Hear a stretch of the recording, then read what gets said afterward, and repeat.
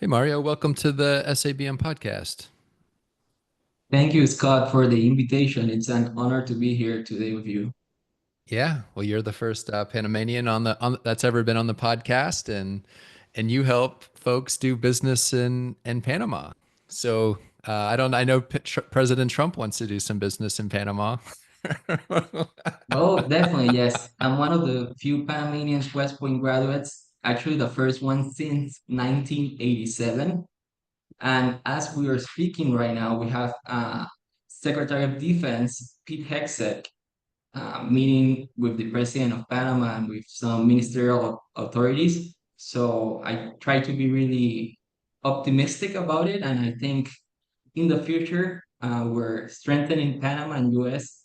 relationship that has been really good since 1904, pretty much since we separated from Colombia.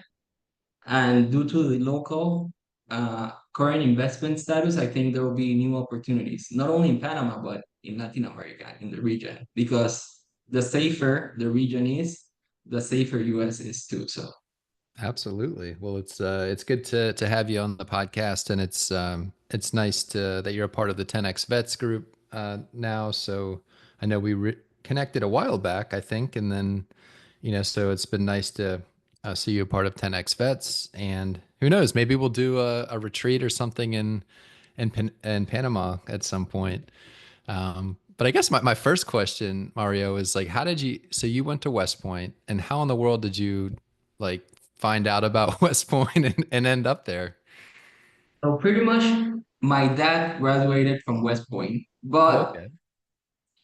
I had no idea I was going to apply to it. So I was like on my second year of college here in Panama, and I got a call from one of my uncles, and he told me, "Hey Mario, U.S. Embassy is giving scholarships. You should go there and apply." I didn't know the details of where at or anything. So I went there Monday morning, 10 a.m. I did some tests. Uh, they told me I did really well. They called me again for some interviews and more tests. And then I realized I could apply to West Point, Annapolis, and the Coast Guard Academy. And I Ooh. was like, wow, this is a great honor. Actually, my dad graduated from West Point, and from there on, the process started. They pre-selected like eight of us, eight Panamanians out of like I saw like more than 200 people apply, but pre-selected eight of us, and three got in. One got into Annapolis, one got into Coast Guard, and I got a call from the defense attaché, and he told me, "Hey Mario, you gotta decide. You got into Annapolis and West Point, but you gotta decide. You got 1 hour to decide." And I'm like, "Well, 100%, I'm doing West Point." So it was an honor. I was really happy. A long process, and since 2009, when I got to West Point, I graduated in 2013. So it was quite an amazing experience representing Panama at such Oh, a that's wonderful institution. yeah, yeah. Wow, what an honor, what a privilege for to have you at one of the service academies. So um, really cool, really cool. And then today, so the business that you're building is, I guess you're kind of like a bridge of some sorts, right? Like you're helping people who want to do business in Panama, do business in Panama. So like, how did that, I mean, I guess it kind of makes sense, right? Because you spent a lot of time in the US and, you're from Panama, but when did you start this business and, uh, and yeah, and who exactly is it that you're looking to help? So pretty much the idea started, the company name is Maerco Consulting, but the idea started because they kind of wanted to improve the quality of life of Panamanian people. And I started with questions from my some of my friends that were living in US, like, "Hey Mario, how's Panama? What's the business landscape?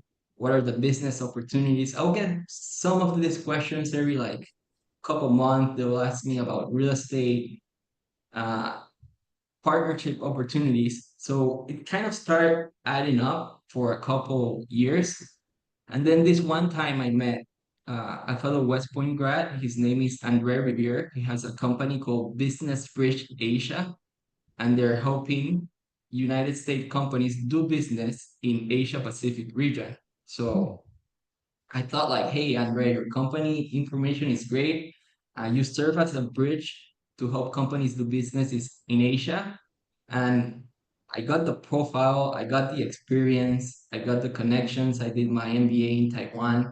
Uh, I'm 100% sure I can help you and I can help other companies do business in Panama and Latin America. So that's how kind of the idea came. And once that idea came, also my first client that was Andre Rivera with his company. And it has been such an honor and amazing opportunity, kind of bridging the gap between United States and Panama and Latin America.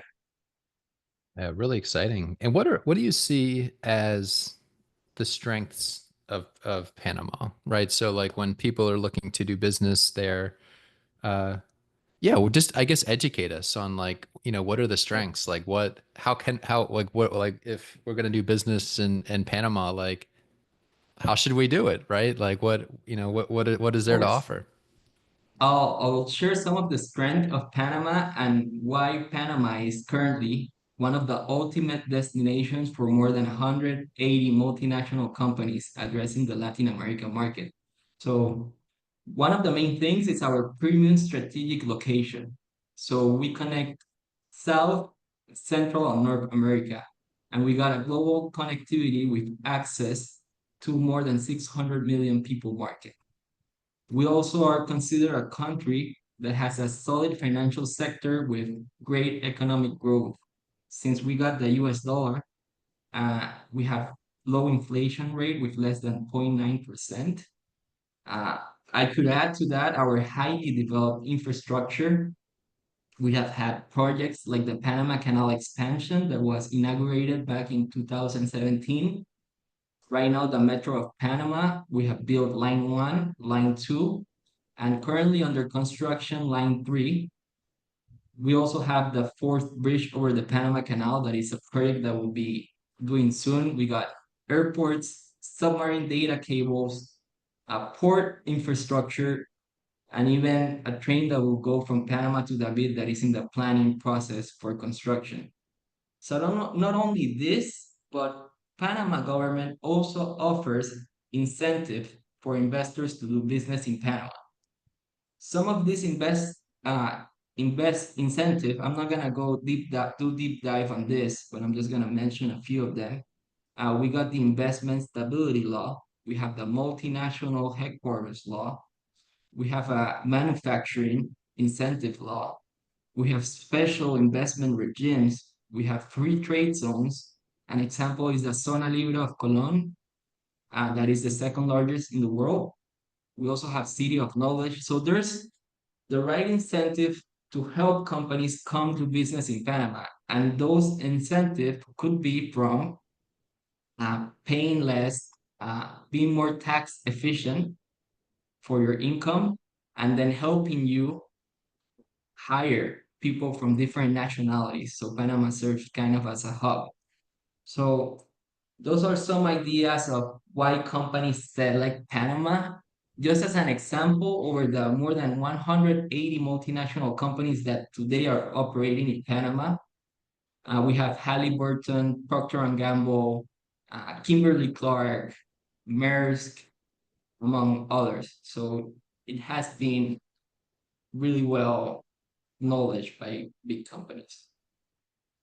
Yeah, and what are you seeing from maybe just and you mentioned a lot of different types of businesses and ways to save money from like a talent pool. And I just remember like recently, and I may have connected you with him. There's a member in 10x Vets who does builds SaaS products. So he builds software products, and I think like he was looking to like they had talent pockets. I don't know if it was in Panama or somewhere close by, and it's always interesting, like these companies that find these like very niche like talent pockets in different parts of the world. And, I guess, for an American company to be able to provide job opportunities to folks, in a different country where the talent level is just like so high in like a certain specific niche. Are you seeing that in Panama, like where, So, there's, I'm just kind of curious about that. If we could, so one of the things, Panama is a small country, around 4.5 million population, and we do have highly trained people, but one of the incentives we offer to multinational companies is that they can bring talent from Central America, or they can also hire Panamanian talent. And it makes it really easy for them to get the best of Central America, South America, North America, Europe, and locate them in the regional headquarters based in Panama. yeah. Yeah, I think that's really really cool. Just being able to find like the most talented people, and with the way that we can leverage technology these days. I mean, people can work from anywhere in the world, right? Is probably as long as they speak the same language and and can communicate. But as long as that person has the skills that the company is looking for, um, I think that's really cool. And it just made me think of the technology company that had their coders, I think, from either Central America or South America. I can't remember which, but um, really cool. What would you say? Uh, you know, I guess maybe as far as like your goals and what's most important to you right now. Um, we just started the second quarter. Uh, what are you kind of like focused on right now, over the next 90 days? And then what's like your moonshot goal? Like 3, 4, 5 years from now, where would you like to be? Where would you like to take this business? Yes, so currently we're focusing on building the brand and achieving new clients. So that's one of our main concerns currently. In the next 5 years, we're thinking about reaching some specific metrics, having approximately representing 10 companies in Panama and Latin America, and having sales for over $10 million. I think that's something we can achieve. Another important aspect will be implementing more the use of technology. Right now, we kind of have our communication based on emails, and we have like our team is a really flexible team that kind of works on an on and off basis. In the future, we're looking towards implementing more the use of technology and building a greater team that can help us achieve those metrics and represent uh, these companies well in the region. All right. And if you had to describe what those companies look like, could you just kind of paint the picture for us? Are these like Fortune 500 companies, or like what size are they? Maybe what, if like what industry, or what's like the exact need that they I'll give might you have? definitely. I'm gonna share you two companies that we have worked with, and they're kind of like the complete opposite. So one company, this is a Singapore technology company that has over 600 million users of their platform. We represented this company that I think it's top of the notch. Uh, we executed the services. We did a market assessment for them. We did a business development plan. We targeted 10 ideal clients. We helped them during the negotiation process, and we follow up on the deal making execution. So this is one client, the Singapore Tech Defense Company. But we have also had clients like a West Point grad that is trying to develop a rum brand. And this is a company that is not generating revenue right now. So the way I will say it is that we could help from small size companies to companies that are multinational level. So the main and most important thing is that they're not operating in Panama and Latin America, and that they're looking for opportunities in this area. So it could be a company generating currently $1 million up to one $500 million. So we have a broad scope, and we have worked with different type of companies, and we're ready with our team here to give them the right business development services to make sure they get some good deals and they make good business. Right. And then for the folks listening, what connections are super valuable for you, or even if it sounds like you're just trying to get the word out at now, but if there's another or specific challenge that we can help you with, what would be your ask for the folks listening today? One of my main asks will be if you have a company that is not currently operating in Panama and Latin America and you want to explore business opportunities, uh, give me a call, send me an email, reach out. I'll be honored to help. Or if you know a person that is talking with you and it's maybe he shares, hey, I'm thinking about Panama, I'm thinking about Latin America, that could also be a great referral to work with and give them some advice. And also, if you got questions, you're gonna travel, just feel free to reach out. Be happy to have a coffee or have lunch, and that'll always be great. All right, Mario. Well, sounds good. And what's the best way for people to connect with you and learn more about what you do? So LinkedIn would be a great way to reach out. Also, we got our webpage through the contact section of the webpage. Uh, my personal WhatsApp number via WhatsApp plus 507 6910 2349. I'm going to share that information. Uh, Anytime, reach out and we'll find some time to connect. There's plenty of opportunities as we're speaking now.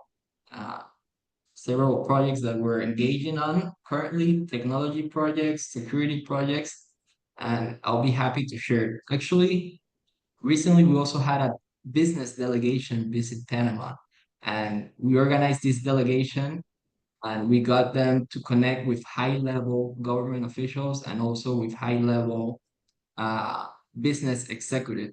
So if you are trying to learn more about Panama, looking for business opportunities or doing some strategic partnerships, reach out and I'll be honored to help. All right, Mario. Well, sounds good, man. And we'll link to your website and your LinkedIn profile in the show notes so people can reach out and connect after they listen here today. And congrats, man. Congrats on all that you've accomplished. And um, yeah, everything from, kind of getting into West Point and moving to a different country and all that you've done now to grow your consulting business. So very excited for what's ahead for you. Outstanding. Thank you very much, Scott, for the opportunity and for the visibility with the 10X platform. So All right. Well, here's to an awesome 2025. great. Thank you, Scott. Have a great day.